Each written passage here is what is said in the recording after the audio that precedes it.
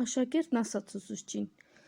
«Դու այնքան իմաստուն ես, միշտ լավ տրամադրություն ունես, երբեք չես բարկանում, օգնիր, որ ես նույնպես այդպիսին լինեմ»։ Ուսուցիչը համաձայնեց և աշակերտին խնդրեց բերել մի կարտոֆիլ և թափանցիկ տոպրակ։ «Եթե դու երբևէ որևէ մեկի վրա բարկանաս և ող պահես, ասաց ուսուցիչը, ապա կվերցնես այս կարտոֆիլը, մի կողմում կգրես քո անունը, իսկ մյուս կողմում այն մարդունը, որի հետ գժտվել ես, և կդնես այս տոպրակի մեջ»։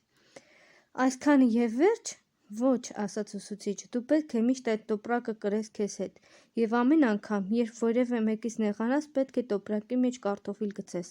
Աշակերտը համաձայնեց։ Անցավ որոշ ժամանակ, աշակերտի տոպրակի մեջ ևս մի քանի կարտոֆիլ ավելացավ, և տոպրակը բավական ծանրացավ։ Այն անընդհատ կրելը շատ անհարմար էր։ Բացի դրանից, այն կարտոֆիլը, որը նա ամենասկզբում էր դրել, սկսել էր արդեն փտել,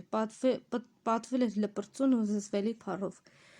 Ուրիշներն արդեն ծիլեր էին տվել և սկսել էին սուր տհաճ հոտ արձակել։ Աշակերտը եկավ ուսուցչի մոտ և ասաց. «Սա այլևս հնարավոր չէ կրել։ Նախ տոպրակը շատ է ծանրացել, և երկրորդ կարտոֆիլը սկսել է փչանալ։ Մի ուրիշ բան առաջարկիր»։ Սակայն ուսուցիչը պատասխանեց.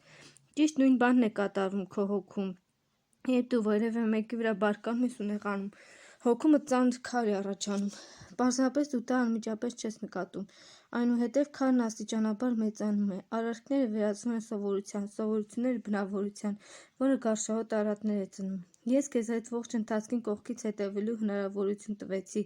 Ամեն անգամ, երբ դու որոշես նեղանալ մեկից կամ ընդհակառակը նեղացնել որևէ մեկին, մտածիր՝ արդյոք քեզ պետք է այդ քարը»։